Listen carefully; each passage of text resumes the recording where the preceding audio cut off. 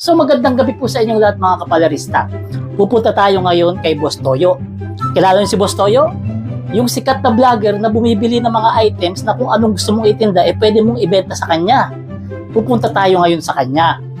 Tumawag na ako sa kanya, sinabi ko sa kanya, meron akong ibebenta sa kanya na historical. Talagang first time mangyayari ito sa Pilipinas. Kaya ibebenta ko sa kanya, kaso ang presyo nito may pagkamahal.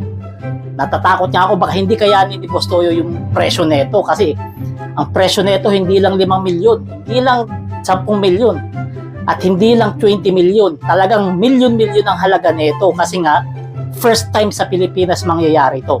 Eto, pakita ko kung ano ibebenta ko sa kanya. Yan. Makita niyo ba yan? Ha? Ito yung ibebenta ko kay Boss Toyo.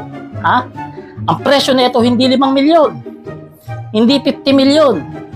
Kung hindi, 125 milyon. Yan ang presyo nito kasi first time ito mangyayari sa Pilipinas. Tingnan nyo. At hindi lang yan. Maganda pa yung design, di ba?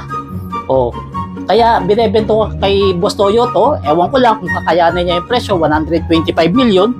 Sa tingin ko, baka hindi niya kaya yung presyo kasi talagang malaking pera yun. Di ba? So kayo, ano sa tingin nyo? Ibilihin kaya ito ni Boss Toyo ng 125 milyon? Comment down below.